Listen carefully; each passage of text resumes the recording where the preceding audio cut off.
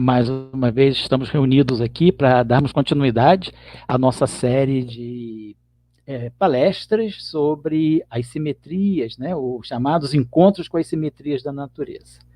E hoje a gente está fazendo, dentro daquela sessão das chamadas lives na versão cidadã, nós estamos fazendo a quinta e última dessa série, desse ciclo dos encontros com as simetrias da natureza. Fica faltando, e nós vamos dar continuidade agora, completar as lives acadêmicas, né? Como eu havia explicado, a live acadêmica 4, ela vai ter 3 sessões. Então, nós já fizemos uma, temos mais 2 a fazer. Mas essa é a quinta live da série popular, da série Cidadã, e a gente fica por aqui. E, se Deus quiser, em breve a gente volta com algum outro tipo de discussão que possa interessar o público em geral. Então, tratando-se aqui da live cidadã, nós estamos sempre muito insistindo na questão da relação da ciência com a sociedade. O esforço que deve ser feito de nossa parte, que trabalhamos com a ciência, de chegar até a sociedade. O esforço não é tanto de fazer a sociedade compreender o papel da ciência, mas é de nós fazermos um papel de sermos compreendidos com aquilo que nós fazemos, né, pela sociedade. E hoje, dia 1º de outubro, até um dia muito propício, porque há 2 dias atrás, no dia 29 de setembro, no site da revista Piauí, saiu uma reportagem feita por uma jornalista, o nome dela é Camille, o sobrenome, se for de origem francesa, vai se ler Lichotti. Então, Camille Lichotti, estou lendo assim como se fosse um sobrenome francês. Ela fez uma reportagem muito interessante, e o título da reportagem é Brasil de Costas para a Ciência, dizendo que, dentro da enquete que foi feita com vários países do mundo, os brasileiros são aqueles que menos acreditam na ciência. Então, isso é um problema que está identificado. Não estamos identificando responsáveis. Eu acho que a responsabilidade ela é ampla. A responsabilidade é do mundo acadêmico, que às vezes, na sua falta de tempo, né, naquela dureza de fazer a pesquisa, de buscar investimentos, de fazer pesquisa, de publicar, acaba se esquecendo um pouco de fazer a conexão com a sociedade. Eu vejo responsabilidade também na parte da educação, porque, às vezes, a nossa educação, por razões que a gente tem que procurar compreender e solucionar, ela não valoriza, ela não tem tanto espaço para se compreender, vamos dizer, o valor intrínseco da ciência. Estuda-se ciência, mas estudar ciência não significa compreender o valor da ciência, porque pode-se estudar ciência no ensino médio, no ensino fundamental, de uma forma muito utilitarista. Vamos estudar isso porque serve para isso, para aprender, porque faz parte do currículo. Mas por que tudo isso? Então, eu acho que a gente tem que olhar a discussão, a própria academia, a própria universidade, a própria comunidade da pesquisa tem que tentar se comunicar melhor com a sociedade. Temos que ver também a questão da educação e também, claro, a questão da mídia, porque a mídia, no Brasil, a gente vê pouco espaço para ciência na mídia. Claro, se tem um problema, se tem uma descoberta, não sei, de uma nova estrela, se tem a descoberta de um planeta, se tem a descoberta de um buraco negro, ou alguma descoberta científica na área da biologia, ou algum resultado forte também, que seja na área das ciências políticas, ali faz-se uma entrevista para se falar localmente daquela descoberta, daquele resultado. Mas nós não temos vamos dizer assim, uma política perene de apoio à ciência. Como eu já falei em outras situações aqui, às vezes problemas ligados à ciência aparecem em horários muito alternativos, com pouquíssima assistência, com pouquíssima participação do público. Então, teria que haver também um esforço da mídia de estar mais presente com a sociedade para fazer a ponte da ciência com a sociedade. Claro que agora, na pandemia, o tempo todo a gente vê professores de universidade, pesquisadores, bolsistas falando do trabalho, mas se não fosse a pandemia, certamente o espaço para a pesquisa na mídia seria o reduzido de sempre. Então a gente tem que entender que é muito problemático para o Brasil se chegar a essa conclusão de que os brasileiros são aqueles que menos acreditam na ciência. Eu vi esse resultado e ali tinha uma porcentagem que era mais espantosa, dizendo que cerca de 50% das pessoas acreditam que as soluções para os problemas que envolvem a ciência não deveriam vir dos experts, mas de pessoas que têm visão prática. Isso é muito contraditório, porque quando a gente fala de visão prática, a gente está mais ligado, vamos dizer, à tecnologia. E a gente sabe que sem ciência básica, sem a expertise na ciência básica, não se vai ter tecnologia. A gente já falou aqui em várias situações, desde o século XIX, que aquela pesquisa, aquela ciência básica, feita por especialistas, e que aparentemente pode não servir para nada, aquela pesquisa, lá na frente, décadas depois, ou até um século depois, ela vai ser uma alta tecnologia. Então, essas mesmas pessoas, né, como a reportagem assinala, estão de costas para a ciência, elas estão o tempo todo fazendo uso de recursos tecnológicos muito refinados. E esses recursos tecnológicos não vieram de pessoas que tinham visão prática, vieram de pessoas que trabalharam com problemas básicos, com coisas que naquele momento que elas estavam fazendo não serviam para nada. Eu estou sempre insistindo nisso. Até parafraseando o título, né, daquele livro, né, do filósofo italiano, que é a inutilidade, a utilidade do inútil, né? Então, sempre chamando a atenção, mesmo que se, digamos, diga que a ciência, os especialistas, não sejam as pessoas que deveriam ser ouvidas nesses momentos de grande crise em que a ciência tem que intervir, mas sim as pessoas que têm visão prática, vamos lembrar que a visão prática ela é posterior à visão do especialista, a visão daquela ciência básica, daquilo que no momento não serve para nada, mas que depois vai virar alguma coisa prática. Então é importante a gente chamar a atenção disso, porque é um dado alarmante, né? E isso aí, eu particularmente agora dando só uma opinião pessoal, eu acredito que isso também venha muito da falta de ensino de filosofia nas escolas, porque a filosofia é aquilo que talvez nos faça mais compreender o valor da ciência. Talvez uma aula de física, eu estou falando isso porque eu sou físico, uma aula de física não consiga mostrar para um estudante jovem, né, um jovem do ensino médio, até mesmo um adolescente do ensino fundamental, talvez uma aula de física, uma aula de ciências, não seja tão esclarecedora do papel e do valor da ciência quanto uma aula de filosofia. Eu acho que é importante a gente fazer esse pensamento. Mais filosofia, sim. Segundo muitos, uma das linhas, né, da educação desse governo é mais matemática, mais português e menos ciências humanas. Eu diria não, mais filosofia. A filosofia ela vai trazer tudo. No vácuo da filosofia vem tudo. A filosofia traz ciências humanas, a filosofia traz ciências exatas, traz ciências naturais, traz ciências da vida, ciências biológicas, traz as artes. Então, a filosofia é a ciência mãe. E a falta de filosofia, que é cada vez mais acentuada, é ela que vai afastando a compreensão do cidadão do valor da ciência. Então, eu estou só colocando isso porque essa reportagem saiu há 2 dias atrás, me comoveu bastante saber que o nosso país está de costas para a ciência. E o dado é alarmante, não é um pouco mais de costas, não.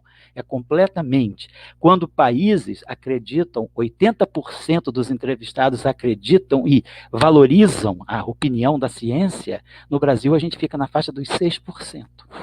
Talvez 6%.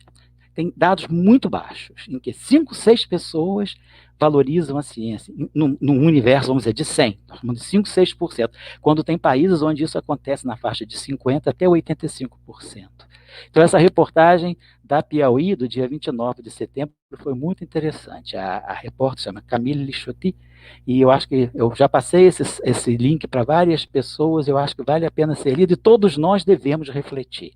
A responsabilidade é compartilhada por todos nós, do mundo acadêmico até o cidadão menos formado.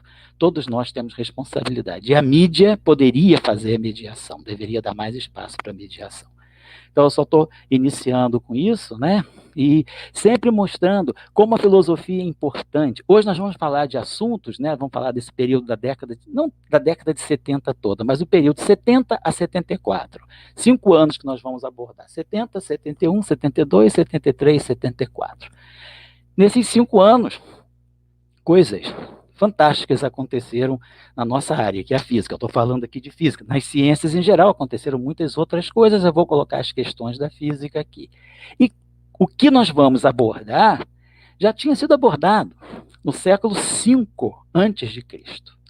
Os atomistas gregos já abordavam, não dessa forma, mas as ideias já estavam lá.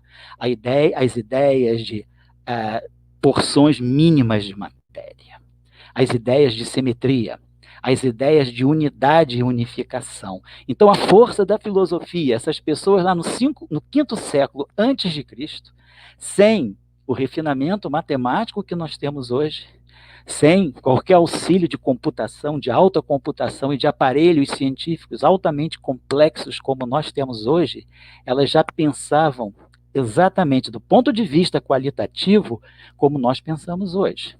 Então, é muito importante a gente... E isso por quê? Porque eles trabalhavam com filosofia. A linha de pensamento deles era a linha de pensamento da filosofia.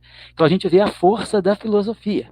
Depois, claro, com o tempo, né, nos tempos mais recentes, a matemática foi se aproximando, a física e a matemática se aproximaram cada vez mais, e a matemática ajudou a física a ter um grande impulsionamento.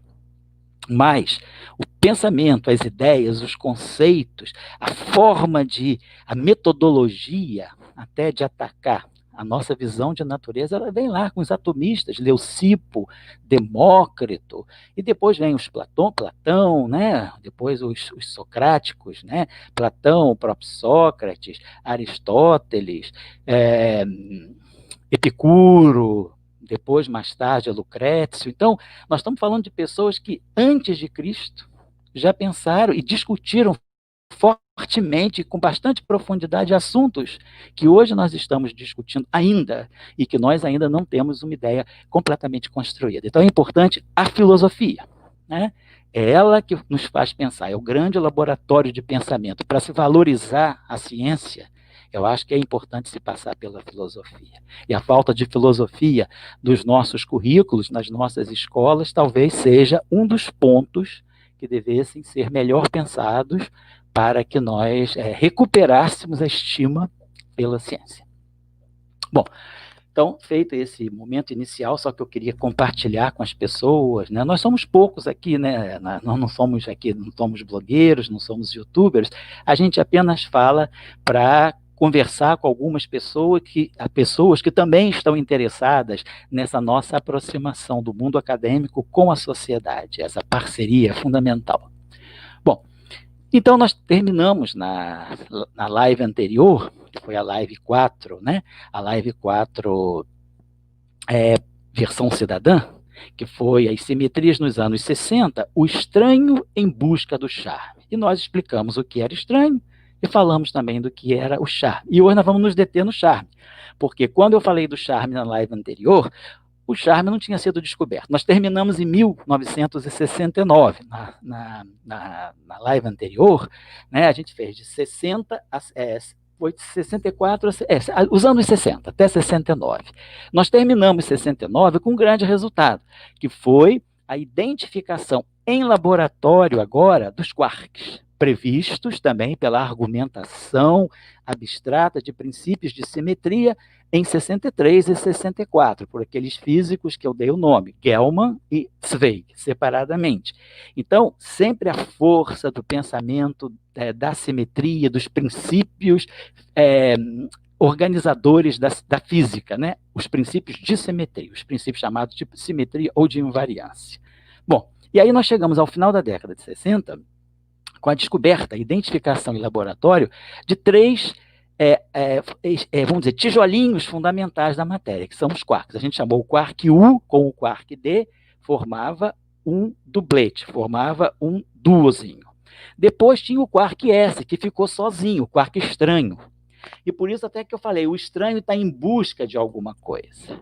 E esse quark estranho, que é o quark S, ele vai estar buscando um outro quark para fazer a parceria com ele. Olha a ideia da simetria da natureza. Eu tenho um par de dois quarks, U e D, que compõem o próton e o nêutron, e outras partículas também.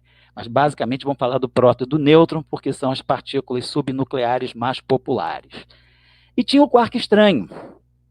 O quark estranho não habita o núcleo atômico da matéria usual, mas o quark estranho existe na natureza e é produzido em reações nucleares.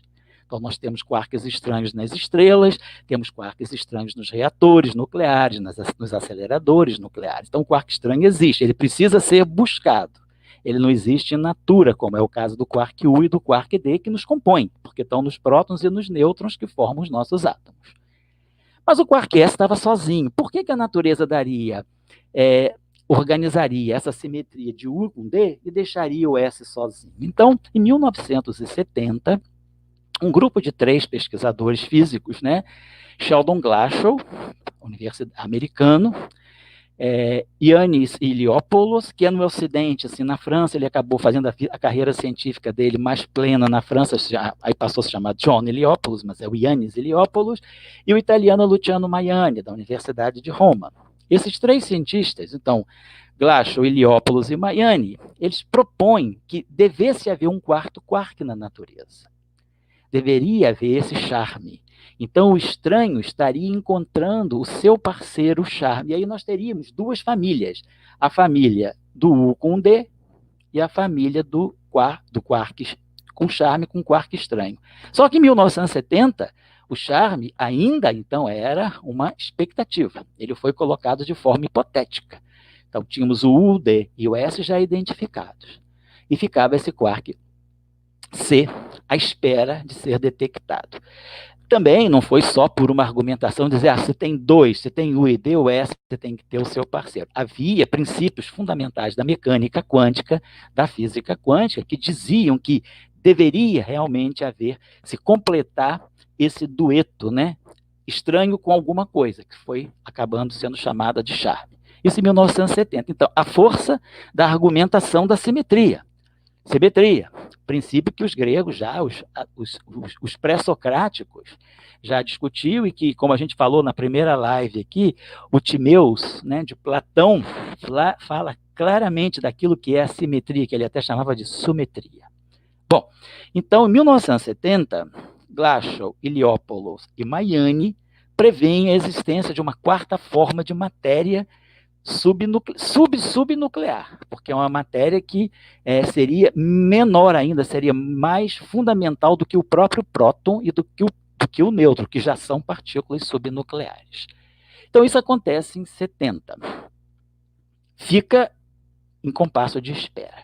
1971, aí a gente tinha falado da introdução de uma outra forma de caracterizar a matéria subnuclear, que eram as cores dos quarks, introduzidas por aquele cientista americano chamado Greenberg, em 1964, também baseado em princípios da mecânica quântica, mais especificamente no chamado princípio da exclusão de Pauli, sobre o qual nós tínhamos falado.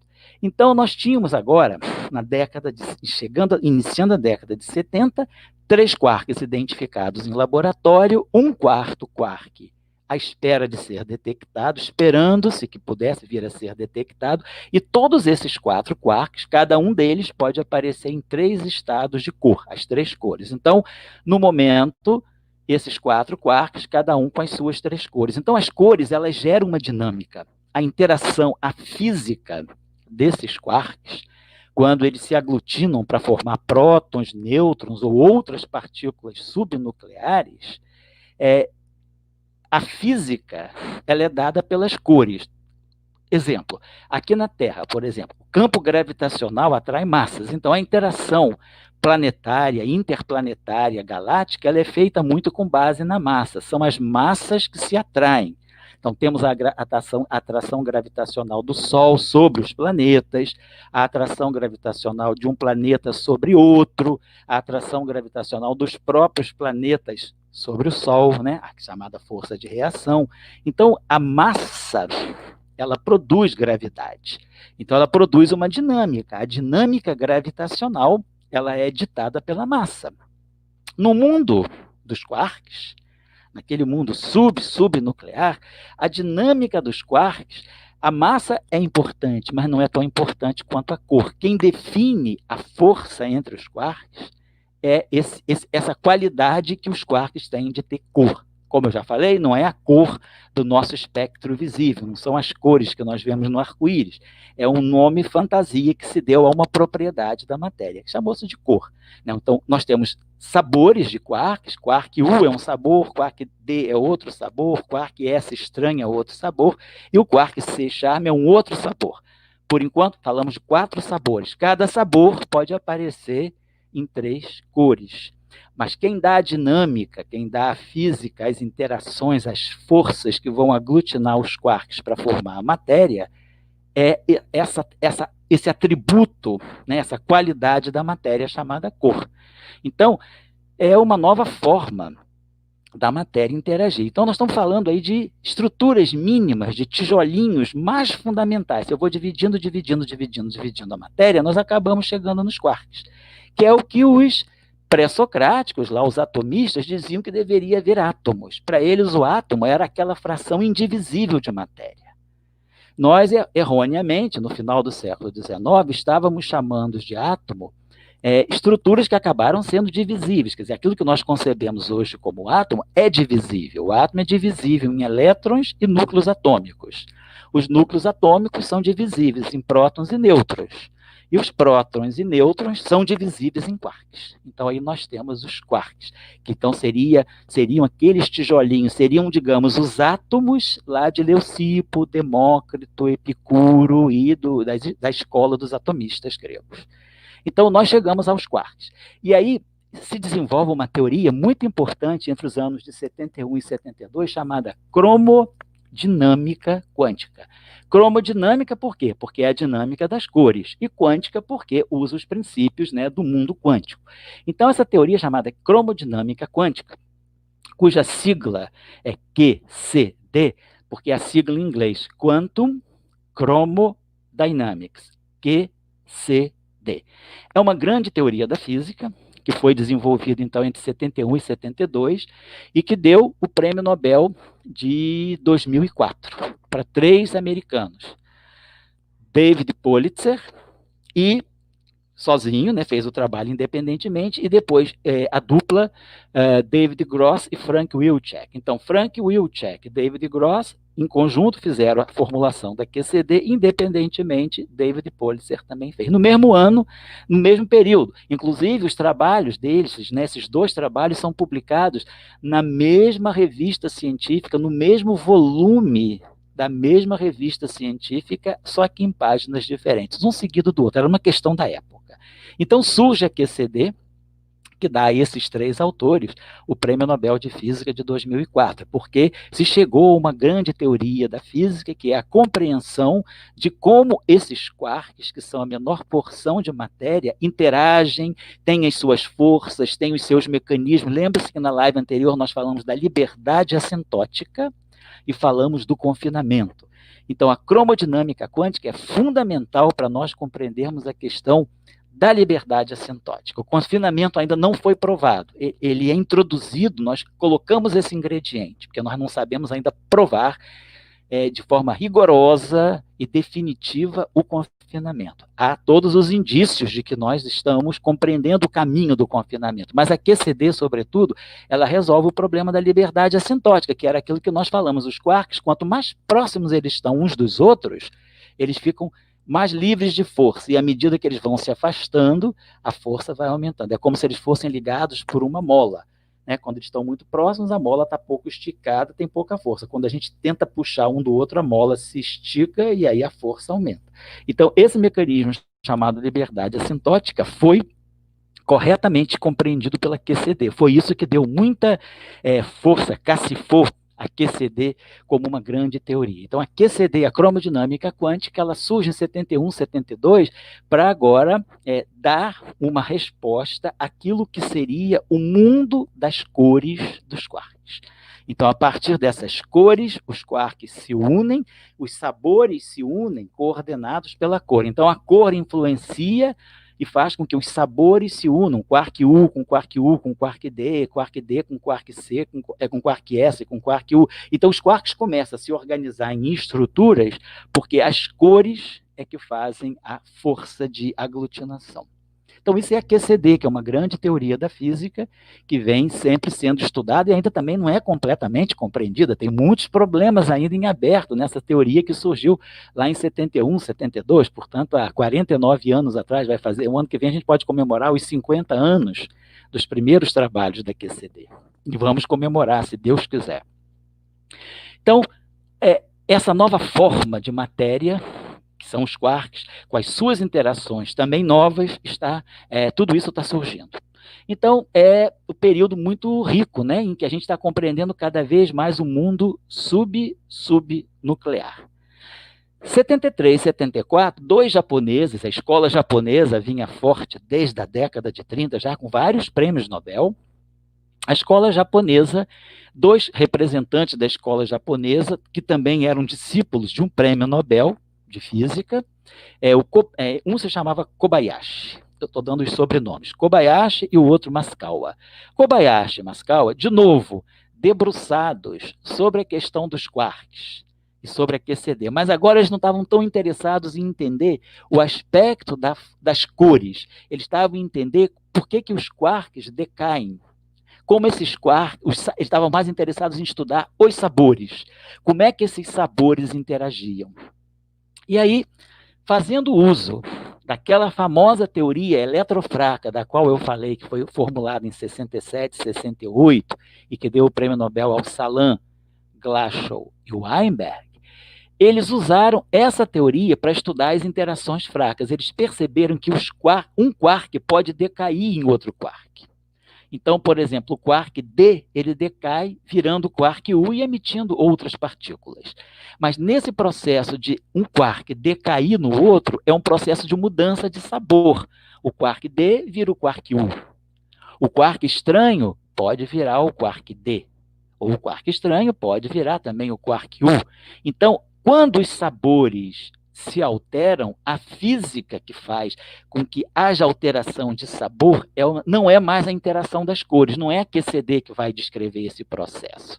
É a interação nuclear fraca, porque é a interação dos decaimentos. Nós já tínhamos falado sobre isso.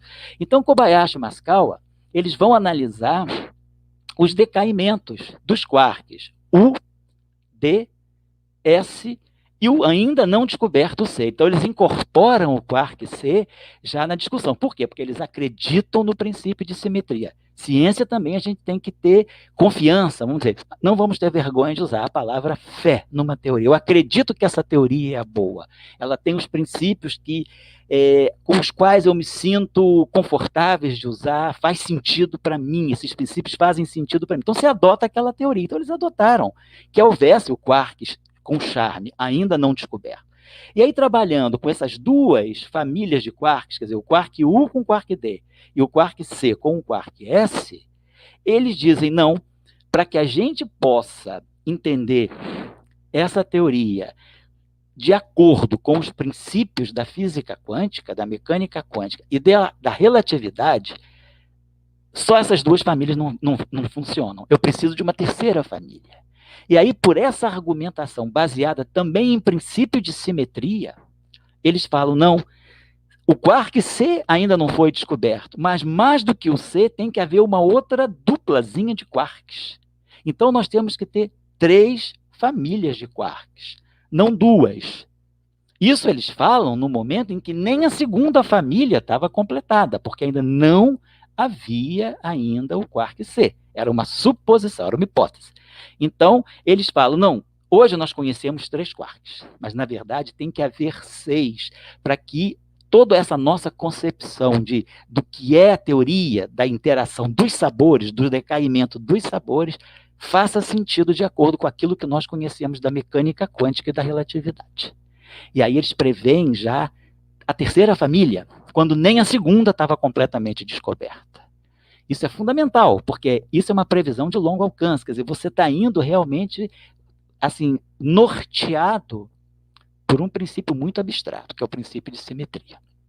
Então, Kobayashi e Mascao, em 73, 74, eu trabalho com essa em 73, e eles fazem já é publicado em 73, 74, a discussão continua, eles lançam a hipótese de uma terceira família, que são os quarks, chamado top T, e o quark bottom B.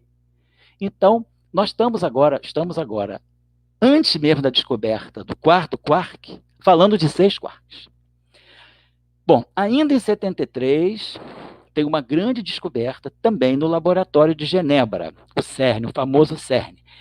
O CERN é uma abreviação antiga, né, que era antigamente chamava Centro Europeu de Pesquisas Nucleares, era a sigla francesa, Centre Européen de Recherche Nucléaire. Hoje, o CERN mantém a sigla CERN, mas ele se chama Organização Europeia para a Pesquisa Nuclear. Então, essa Organização Europeia para a Pesquisa Nuclear, que foi fundada lá em 1957 com a sigla CERN, em 1973 é descoberta uma categoria de correntes que até então, da qual se falava também, mas que não havia sido descoberta, que eram as correntes dos neutrinos. Então, são as chamadas correntes neutras. Então, é como a gente tem uma corrente elétrica de elétrons, que a gente tem o tempo todo, né, nas nossas casas, na nossa vida, todo mundo fala de corrente elétrica, deveria haver as correntes neutras de neutrinos, as correntes de neutrinos, e aí essas correntes de neutrinos que eram previstas teoricamente foram descobertas também em 73. Então, nós estamos começando os anos 70 com um volume grande de novos conhecimentos teóricos e também confirmações experimentais. Até que em 74, nós temos a chamada revolução. Né, os físicos chamam a Revolução de 1974. Ela ocorre nos Estados Unidos em 2 laboratórios. O laboratório da Universidade de Stanford, na Califórnia, o SLAC, que a gente já tinha falado, né, Stanford Linear Accelerator Center, e um laboratório em Nova York, que é o Laboratório Nacional de Brookhaven. Nesses 2 laboratórios, simultaneamente, por pesquisadores que chefiavam, essas pesquisas experimentais são grandes grupos de pesquisadores, mas a pesquisa no SLAC era chefiada por um físico chamado Burton Richter, e a pesquisa em Nova York, em Brookhaven, era chefiada por um pesquisador americano de origem chinesa, Samuel Ching. Então, Richter e Ching, com os seus grupos, separadamente, eles chegam à descoberta do quark com charme. Então, o charme, que havia sido previsto em 70 por Glashow, Iliopoulos e Майами, que havia sido incorporado na QCD por Politzer, Gross e Wilczek, e depois foi também usado pelo Kobayashi e Mascao, que, aliás, Kobayashi e Mascao também ganham o Prêmio Nobel de 2008 pela previsão que eles fizeram nesse trabalho de 73. Então, nesses laboratórios, no SLAC e em Brookhaven, se descobre o charme. Opa, então aparece o charme. Então, o quarto quark, que havia sido previsto em 1970, finalmente ele é identificado em laboratório. A partícula que é identificada, né, dentro da qual existe, quer dizer, o charme se encontra, chama-se charmônio. Era uma partícula que os físicos chamaram de J-psi. J-psi. Essa partícula J-psi, na verdade, corresponde a um meson, é uma partícula subnuclear que nós chamamos de charmônio. Ela é formada pelo quark C, com charme, e pelo anticharme. Então, ela é charme-anticharme. São 2 quarks que a formam, o quark C e o antiquark C, a antimatéria do quark C. O charmônio é descoberto, e aí isso dá uma grande vida, né, a essa proposta do papel das simetrias na física. Então, essa revolução de 74, ela foi muito significativa porque ela marca realmente a força, ela cacifa essa força dos chamados princípios de simetria. Quer dizer, a simetria que vai fazendo todas essas previsões fez mais essa previsão da existência do quark com charme e aparece o quark com charme. Do momento que o quark com charme aparece, forma-se a segunda família. Então, nós temos a primeira família, o quark U com o quark D, a segunda família, o quark C com o quark S, e aí a terceira família, proposta por Kobayashi e Mascao, ela ganha força, mas ela ainda é hipotética. Será que ela realmente vai aparecer? Os princípios de simetria diriam que sim, deverá aparecer, mas agora temos que procurar em laboratório. Então, a coisa continua, e aí, em 78, o quark B da terceira família identificado, e 95, portanto, aí só depois de praticamente 22 anos depois de Kobayashi e Maskawa, o quark com top é identificado. Então, no final de tudo, nós temos 6 sabores de quarks. Os 6 sabores divididos em 3 duplinhas, que a gente chama de 3 dubletes. O dublete UD, o dublete CS e o dublete TB, top e bottom. 6 sabores e cada sabor em 3 cores. Cada sabor tem a sua antimatéria, então o quark U tem o antiquark U, o quark D tem o antiquark D. Isso vale para todos os quarks, então cada quark tem o seu antiquark. Cada quark aparece em 3 cores e cada antiquark também aparece em 3 cores. Então, a QCD ganha corpo, essa nova teoria da física, chamada cromodinâmica quântica. Com a descoberta do charmônio, tudo ganha muito corpo. Então, esse é um momento muito importante na física, porque nós começamos a ver novas formas de matéria, por isso que se chamou Revolução de 74, porque ela reforma, ela revoluciona e completa essa nossa visão de que a matéria, ela tem vamos dizer, uma fração mínima, né? Que hoje nós ainda não conseguimos particionar o quark. Agora a pergunta é, nós chegamos aos quarks, tá bom. Agora, será que a cadeia termina aí? Ou seriam os quarks também? Pode ser que os quarks sejam compostos? Será que os quarks também não têm uma estrutura interna, que nem o próton e o nêutron são feitos de quarks? Então, o núcleo é feito de prótons e nêutrons. Os prótons e os nêutrons são feitos de quarks. E os quarks terminam aí? Ou eles também são feitos de algo mais elementar? Então, há teorias ainda não comprovadas do ponto de vista experimental, mas há teorias baseadas nos princípios de simetria, e hoje nós temos muita confiança nos princípios de simetria. Há teorias baseadas em princípios de simetria que dizem que os quarks também, por sua vez, devem ser compostos. Mas nós não temos ainda experimentação e tecnologia para chegar a detectar a estrutura desses quarks. Mas se esses quarks são compostos, as partículas que os compõem já têm um nome, são chamadas de préons, seriam partículas primordiais, prions. Então, são as partículas primordiais. Seriam, então, aqueles tijolinhos da matéria mais fundamentais ainda do que os quarks. Porém, isso ainda está no campo das hipóteses, no campo das previsões puramente teóricas. Nós paramos nos quarks. A experimentação nos levou a 6 quarks. Todos foram previstos antes de serem descobertos e todos acabaram sendo descobertos. Então, o quark U, o quark D e o quark S foram previstos em 63 e 64, na virada de 63 para 64. Foram descobertos nos experimentos realizados entre 68 e 69. O quark C foi previsto em 70, foi descoberto em 74. O quark T e o quark B foram previstos em 73.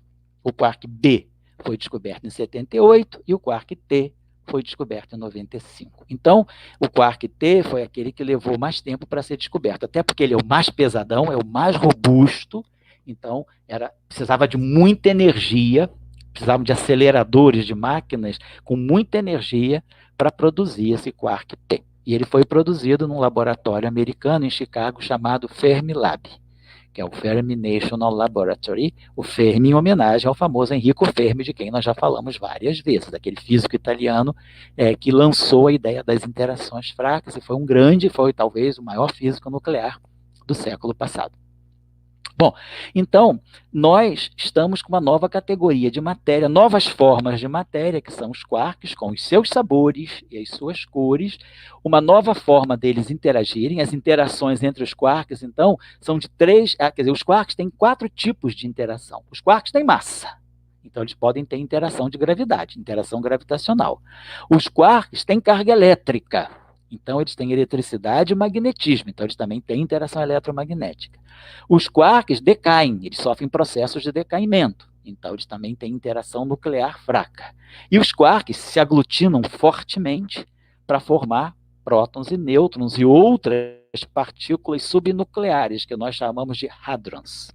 Então, quando os quarks se unem para formar os hadrons, a força que faz essa união é a força da QCD, da cromodinâmica quântica. E o agente dessa força, essa força é uma força transmitida por um emissário. Por exemplo, quando um quark U se liga com outro quark U e com um terceiro quark D para formar o próton, U e D, eles se ligam trocando emissários, que são chamados de gluons, que seriam partículas de cola. Então, esses gluons fazem a cola dos quarks para eles poderem formar a matéria subnuclear, como os prótons, como os nêutrons, como os mesons pi, lá do professor César Lattes, e outras partículas que nós chamamos, em geral, essas partículas subnucleares, como é o caso do próton, do nêutron, dos mesons pi, nós chamamos de hadrons. Hadrons, se escreve H-A-D de dado, R-O-N-S, hadrons. Os hadrons são divididos em duas famílias. Eu não vou aqui ficar dando detalhes de taxonomia, mas os hadrons têm duas qualidades, duas categorias de hadrons. Os chamados baryons, que são partículas mais pesadas, e os chamados leptons, que são partículas mais leves e mais rápidas, né? Por isso usa essa notação lepton e baryon. Baryon em grego é peso, então partícula pesada e partícula mais leve. Partícula mais veloz é o lepton. Mas não vamos nos deter nesses particulares, porque não são tão importantes nesse momento. O que é importante é saber que nós temos nova qualidade de matéria, que são os quarks, e esses quarks têm as teorias, quer dizer, então esses quarks, eles têm todas as interações que nós conhecemos hoje. Tem interação de gravidade, por causa da massa, tem interação eletromagnética, porque eles têm carga elétrica e têm magnetismo, tem interação nuclear fraca, porque eles sofrem processos de troca de sabor, então a troca de sabor, o quark D que vira o quark U, o quark S que vira o quark D, que vira o quark U, o quark C que vira o quark S, o quark T que vira o quark B. Todos esses quarks, quando eles têm essas propriedades de transformação, quer dizer, quando um sabor muda para outro sabor, o quark muda de sabor, é porque ele sofreu uma interação nuclear fraca. E quando ele mantém o sabor, mas se aglutina para formar partículas, como, por exemplo, o próton e o nêutron, então eles estão interagindo por meio da cor. Então, cada característica do quark faz ele interagir de uma forma. Por exemplo, nós como pessoas, nós temos, vamos dizer, as nossas características quânticas, quais seriam, por exemplo, vamos dizer, a inteligência, a espiritualidade, que é mais outra qualidade que a gente pode ter, solidariedade. Então, você pode interagir com algumas pessoas de forma muito espiritual. Com outras, você pode interagir, vamos dizer assim, por uma forma mais intelectual. Com outras pessoas, você vai interagir através da tua solidariedade. Você vê uma pessoa numa situação difícil, você é solidário com aquela pessoa, você cria uma interação baseada em que número quântico? O número quântico da solidariedade. Então, é uma interação. Outra interação, por exemplo, pode ser interação espiritual. Então, você tem duas pessoas que têm uma grande comunhão espiritual. São aqueles chamados assim, nós somos irmãos, realmente somos irmãos, temos uma grande afinidade espiritual. É uma outra forma de interação. Qual é o número quântico? Qual é a característica que está em jogo? A espiritualidade. Depois, pode ser a intelectualidade. São duas pessoas que podem até nem ser espiritualmente muito afins, mas que intelectualmente elas são afins. Então, isso aí cria uma outra interação. É assim com a matéria também. Então, o quark tem carga elétrica, tem magnetismo, tem cor, tem sabor, e cada atributo faz ele interagir de uma certa forma. Então, nós, pessoas, também temos diferentes atributos, e os nossos diferentes atributos, por meio de cada atributo, a gente pode exercer um tipo de interação social. Só um exemplo assim, muito banal, para a gente ver que a gente consegue trazer esse conceito para a vida real, para fazer as coisas ficarem claras, né? Claro que o quark, será que o quark é solidário? Será que o quark é espiritual? Que ele é solidário, a gente sabe, né? Ele faz de tudo para estar junto e formar a matéria. Se os quarks não se formassem em prótons e nêutrons, nós não teríamos núcleos atômicos, e aí nós não teríamos átomos. Se não temos átomos, não temos moléculas, não temos nem vida. Então, a solidariedade dos átomos, né, está nesse sentido, deles se unirem através dos gluons. Os gluons fazem a ligação entre as cores dos quarks, que isso faz com que eles se unam. Então, esse início da década de 70, né, eu estou falando dos anos 70 a 74, foram fundamentais. A partir daí, eu vou parar por aqui, quer dizer, eu vou falar desse período 70, 71, 72, 73, 74, que é quando a gente está com tudo pronto para formar o chamado modelo padrão das interações fundamentais, ou o modelo padrão da física de partículas.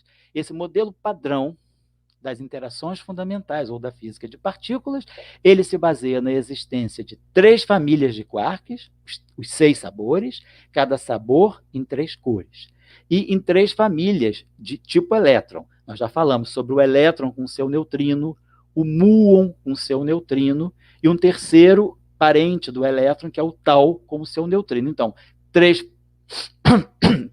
famílias de quarks, 3 famílias de leptons com os seus neutrinos. Isso é a matéria do modelo padrão. O modelo padrão, ele incorpora que tipo de forças da natureza? A força eletromagnética, a força nuclear fraca e a força nuclear forte. Essas forças são transmitidas por agentes.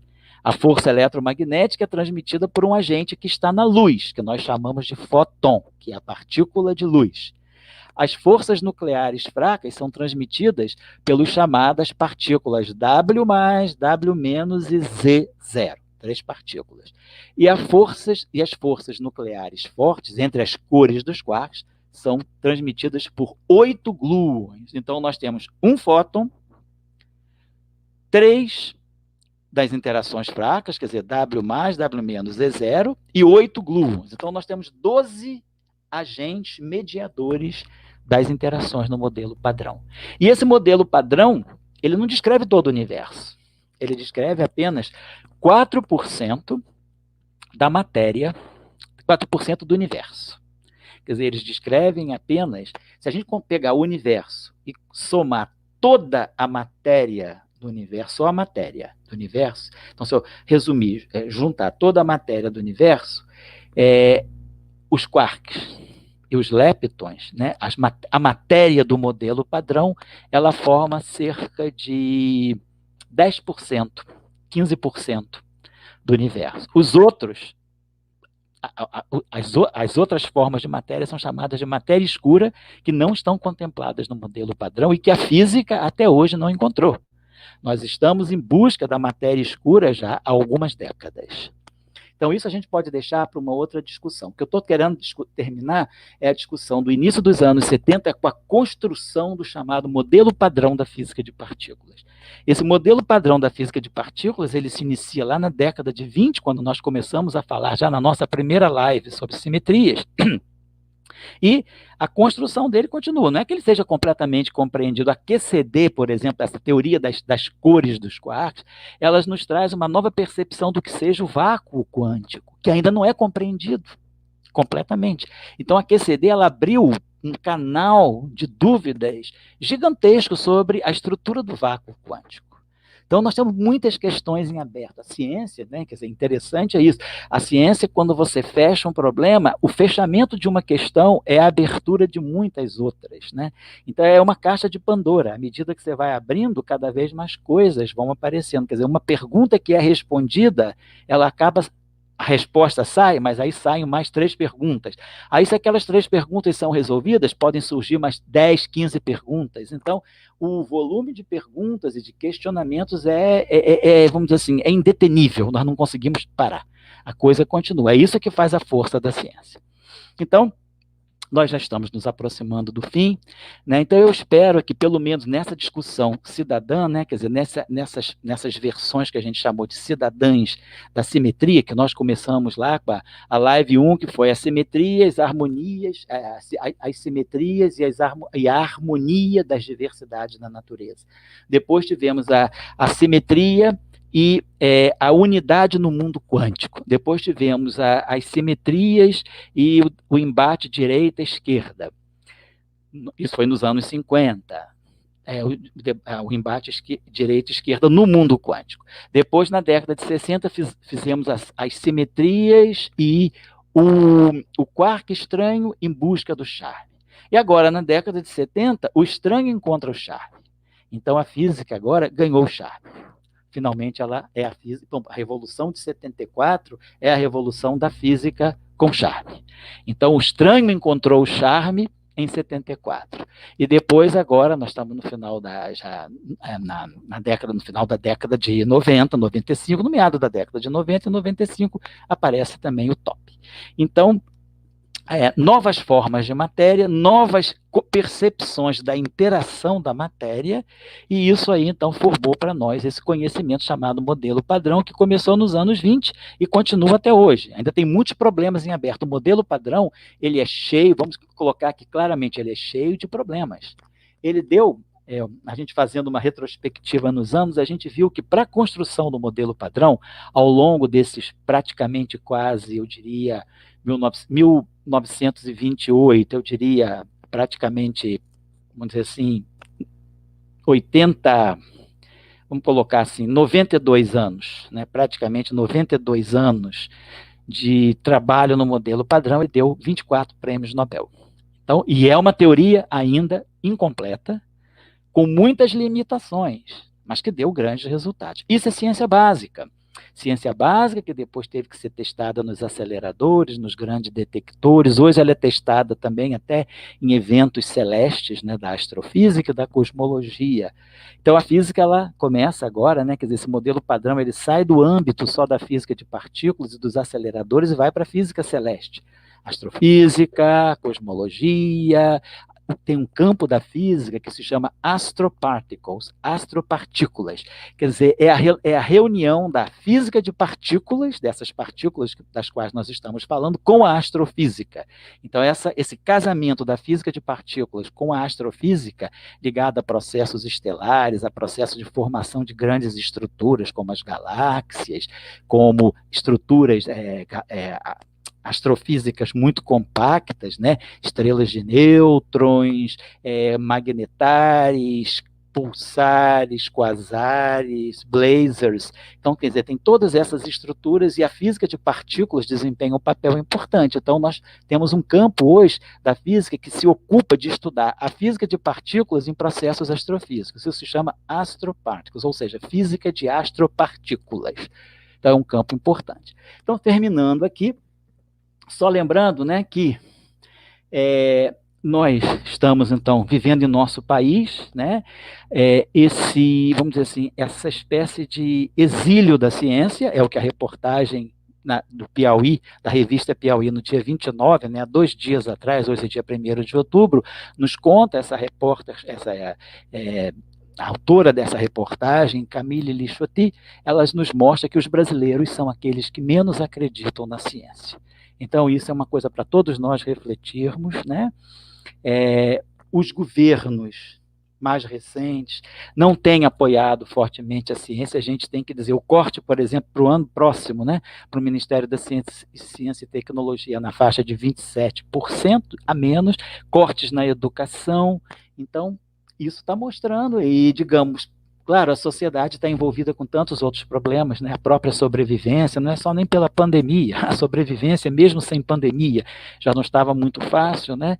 Então, como é que a sociedade vai se preocupar com isso? Então, cabe a nós, do mundo acadêmico, cabe a nós, professores, pesquisadores, estudantes de doutorado, pós-doutorandos, mestrandos, estudantes de universidade, a trabalhar nesse movimento de conscientização, né, da população, da comunidade sobre a importância da ciência. Isso tem que pensar, quem reflete muito isso são os programas de extensão das universidades. O programa de extensão, os programas de extensão, o que são as atividades de extensão de uma universidade, ou mesmo de um centro de pesquisa, é aquilo que a universidade ou o centro de pesquisa leva de seu conhecimento para a sociedade. Não é de uma forma indireta. Tá bom, que nós produzimos uma vacina aqui, essa vacina vai ser aplicada. Não, é trazer o teu conhecimento, fazer a sociedade ser tua parceira, fazer programas de conscientização, como nós tínhamos, né, como o nosso colega da UFRJ, o professor Ildeu de Castro Moreira, né, lá no início dos anos 2000, 2003, 2004, começou deu início às chamadas Semanas Nacionais da Ciência e Tecnologia, que era uma semana no mês de outubro, onde todas as universidades e centros de pesquisa abriam os seus trabalhos para a comunidade, levavam os trabalhos em praça pública, em parques de exposição. Aqui no Rio de Janeiro, nos trens, nos vagões do metrô, havia exposição de trabalhos científicos. Então, era a comunidade científica chegando na sociedade, mostrando, nós fazemos isso, nosso papel é esse. Isso é uma coisa fundamental. Então, esses programas de extensão, que é a extensão universitária, é isso, é levar, estender os muros da universidade para incluir a sociedade. Isso é muito importante. Isso tem que revigorar, nós temos que revigorar os nossos projetos de extensão. Agora, nós temos que entender também uma coisa: a mídia tem que ter um papel mais preponderante também. Porque, claro, a mídia tem que vender notícia, mas ciência também dá notícia, independentemente de ter pandemia, ou de ter um terremoto, ou de ter um tsunami. Ciência dá o tempo. Nós temos material que se faz de ciência no Brasil, é material para muitas reportagens. Claro, não vamos ter programa científico todos os dias na televisão, mas, como eu tinha falado, exemplo de várias televisões do mundo, onde pelo menos uma noite um canal abra num horário em que a família esteja reunida, não é de madrugada, mas assim um horário de 8, um horário nobre à noite, um programa sobre ciências, né? Mas é o que se faz no Brasil, o que está se fazendo em tal universidade, o que tal grupo de pesquisa está fazendo em tal universidade ou em tal centro de pesquisa, o que estudantes de doutorado ou de mestrado ou de iniciação científica estão fazendo que é interessante para a ciência do país. Então é importante, vamos dizer assim, é muito indicativo da nossa situação o fato de ter essa reportagem dizendo que o Brasil está de costas para a ciência. Isso nos obriga a todos a pensarmos juntos. Então, o nosso trabalho aqui na Rádio Professor Global, falando de simetrias ou falando de pesquisa em geral, né, do que é a base da física, de como se trabalha em física para tentar se compreender, tentar descrever um pouquinho a natureza, nós estamos tentando justamente chegar às pessoas, abrir a nossa linguagem, mostrar que o que a gente faz pode ser inútil hoje, mas pode ser muito útil daqui a 50 anos, e é assim que a ciência se moveu. As inutilidades totais, né? As grandes inutilidades de uma era são as grandes utilidades de hoje. Então, todas essas pessoas que não acreditam na ciência, que dizem que não acreditam, porque é o que a estatística mostra, todas essas pessoas, garanto que talvez todas elas tenham celular. Talvez muitas delas tenham iPad, quer dizer, as pessoas têm computador, as pessoas se comunicam o tempo todo, as pessoas têm uma medicina melhor, as pessoas têm toda a bancarização informatizada, quer dizer, a vida das pessoas tem melhorado muito em cima de uma tecnologias, mas tecnologias que foram geradas por ciência básica. E ciência básica, na sua essência, na sua gênese, ela, em geral, é aparentemente inútil. Então, qual é a utilidade? Mas qual é o significado? O significado é que essa inutilidade, ela é completamente significativa, altamente significativa, e lá na frente ela vai virar tecnologia. Então é muito contraditório as pessoas dizerem que não acreditam nos especialistas, quer dizer, na ciência, e que preferem pessoas que tenham visão prática. Eu me pergunto, se não fosse Maxwell, que era um especialista, ter colocado, né, ter compreendido o eletromagnetismo, não seria uma pessoa com visão prática. Quer dizer, a tecnologia, ela vem depois que há uma ciência bem fundamentada. E aí, depois da tecnologia, vem as inovações. Tudo isso é uma cadeia, tudo isso é importante. Nada é mais do que nada. Nada é melhor do que as outras coisas, mas tem que estar encadeadas. Então, nós temos ciência básica, ciência aplicada, tecnologia, inovação. Não adianta reforçar a inovação se você não dá o máximo de apoio à ciência básica. Então, ciência básica, ciência aplicada vai virar tecnologia, e tecnologia, a partir da inovação, vai trazer, vamos dizer, mais benefícios, né, para a vida das pessoas, melhorar a qualidade de vida. Então, obrigado a todos, né? Essa série, então, foi longa, foram 5 lives, né, sobre as simetrias, os encontros das simetrias com a natureza. Ficam faltando agora as lives na versão acadêmica, que é a versão mais especializada, para quem já realmente está estudando física, e aí isso aí nós vamos estar fazendo agora, terminando ainda, fazer o ciclo 4, porque nas lives acadêmicas, vamos dizer, a sessão 4 ficou dividida em 3 partes. 60 a 64, 65 a 69 e 70 a 74. Então, nós já fizemos 60 a 64. Agora vamos fazer 65 a 69, que vai ser a live 4.2. acadêmica, e depois 70, 74, a live 43 acadêmica também. E aí a gente vai ter, provavelmente, ainda a live 5 acadêmica para fechar. 5 acadêmicas e 5 cidadãs. Obrigado a todos vocês, obrigado ao Ageu, ao João Vitor, ao Sam, obrigado ao professor Global, e até em breve, se Deus quiser, para a gente voltar a falar de algum outro assunto com o cidadão. Provavelmente falar um pouco mais da ciência, o valor da ciência, o que é a ciência? O que a gente pode esperar da ciência? Porque agora o discurso não é mais ficar dando só conteúdo científico, mas é trabalhar a ciência, né? Quer dizer, quando a gente fala, vamos discutir a ciência, o que é a ciência, na verdade? Quando um conhecimento é dito ser ciência? E o que a gente pode esperar da ciência? Né? O quanto vale investir na ciência? Então, a gente pode organizar uma live para debater um pouquinho mais esses aspectos. Obrigado a todos e boa noite. Estou saindo do estúdio, Ageu. Muito obrigado. Sim?